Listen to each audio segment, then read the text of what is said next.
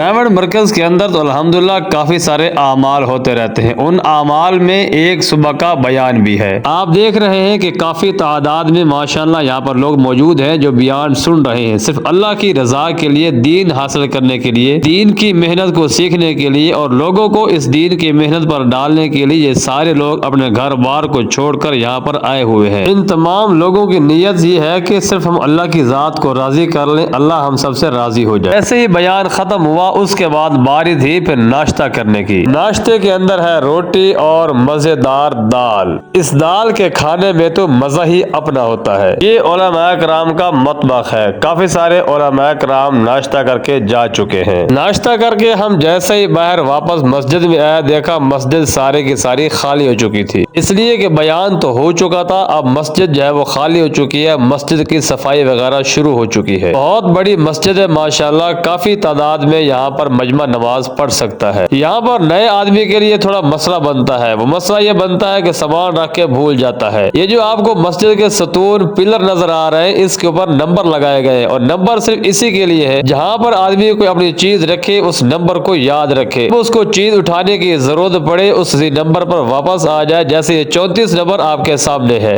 अगर सतून नंबर आपके इल्म में होगा, आपका सामान कहीं नहीं जा सकता, सामान कहीं गुम नहीं होता। लेकिन उसके लिए शर्त यह है कि आपने जिस जगह अपना सामान रखा है, आपको सतून नंबर याद होना चाहिए। मैं वीडियो भी बना रहा था, अपने वालिद साहब को भी मैं देख रहा था कि कहीं मेरे वालिद साहब मुझे नजर आ जाए। तो एकदम मैंने देखा कि मेरे वालिद साहब सामने से आ गए। हमने जाकर मुलाकात की, मुसाफा किया, क्योंकि वालिद साहब अपनी जमात के साथ आए थे। जहाँ पर जमात वाले साथी इनके बैठे थे, वालिद साहब उनके पास जा रहे थे, तो मैं भी इनके साथ साथ जा रहा था। हम वालिद साहब को तहखाने में तलाश कर रहे थे, वहाँ मुलाकात होगी। अब ऊपर जा रहे मस्जिद के दरमियान वाले हिस्से में, जहाँ जमात के बाकी साथी बैठे हुए हैं। फिर मैं अपने वालिद साहब के साथ साथ चलने लगा, ताकि मैंने कहा मैं भी सुनूं आपस में तारक साहब के साथ क्या बातचीत, क्या गुफ्तगू हो रही है। वालिद साहब ने दाएं बाएं देखा, इनको जमात के साथी नजर आ गए। फिर बारी थी वालिद साहब का सामान निकालने के लिए। जमात के 2-3 साथी और भी आए और हम भी साथ आ गए वालिद साहब का सामान लेने के लिए। पहले